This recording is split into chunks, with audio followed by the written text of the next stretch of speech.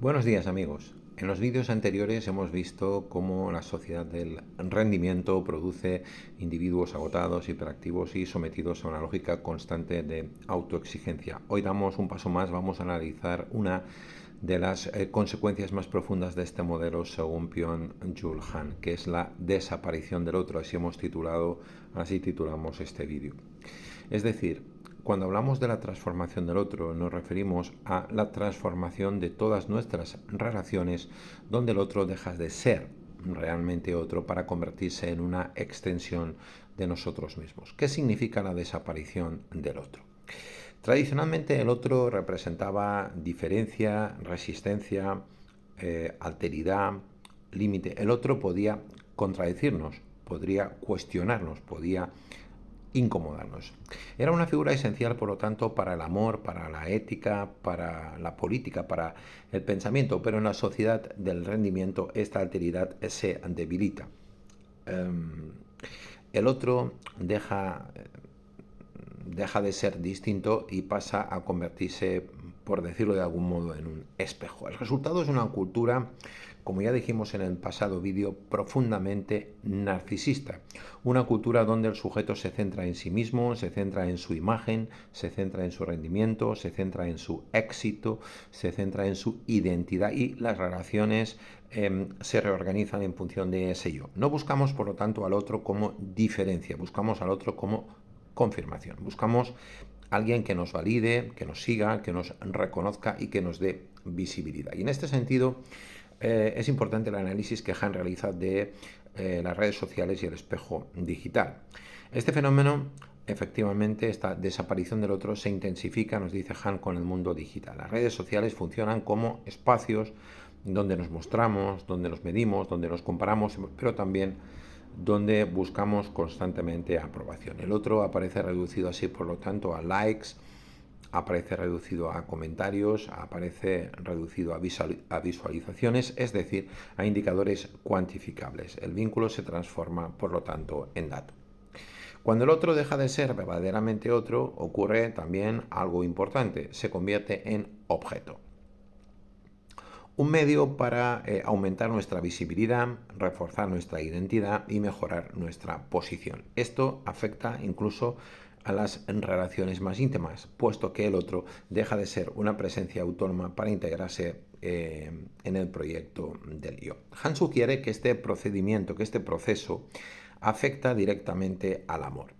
El amor verdadero implica apertura al otro, aceptación de la diferencia, riesgo, transformación, pero en una cultura narcisista esto se vuelve difícil, porque el otro ya no se experimenta como alteridad, sino como una prolongación de uno mismo. El resultado son relaciones más frágiles, relaciones más superficiales y relaciones más intercambiables.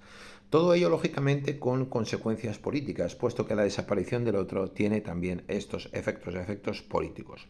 La política necesita debate, necesita diferencia, necesita conflicto, necesita confrontación de ideas.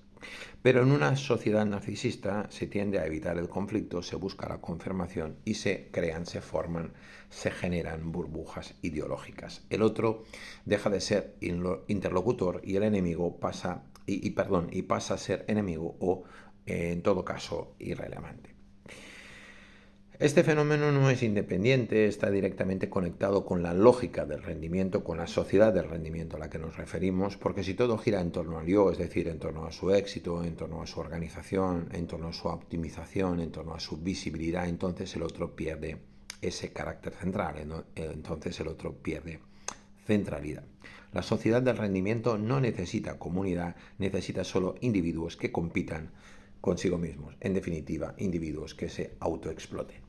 Aquí aparece una paradoja fundamental y es que creo que esta es una conclusión a la que podríamos llegar muchos, incluso aquellos que no hubieran leído la obra de Han, ¿no?, en una sobremesa, y es que nunca hemos estado tan conectados como ahora, pero tampoco nunca hemos estado tan solos como ahora.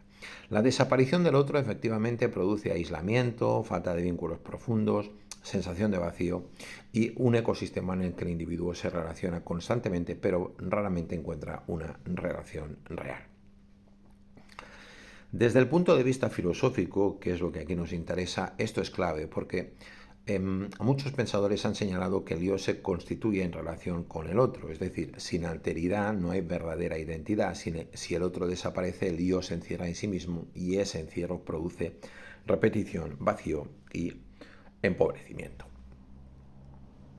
La sociedad del rendimiento no solo agota, no solo produce individuos agotados, sino que también transforma nuestras relaciones. El otro deja de ser diferente y se convierte en espejo. El resultado es una cultura narcisista, una cultura aislada, una cultura superficial donde la conexión no implica necesariamente relación. La conexión implica relación. Han nos plantea, por lo tanto, una cuestión incómoda. ¿Nos relacionamos con los demás o simplemente los utilizamos para construir nuestra propia imagen? Esta es la pregunta. En el próximo vídeo veremos, amigos, cómo todo esto afecta a un elemento central, a un elemento fundamental o a otro elemento fundamental como es la cultura, el arte y la experiencia estética. Con todo el día por delante, amigos, hoy he tenido que madrugar bastante. Os deseo que paséis un buen día, si estáis trabajando, que sea con provecho, y si estáis descansando también que sea con provecho. Hacerle caso un poquito a Han, que a todos nos vendría bien. Un abrazo.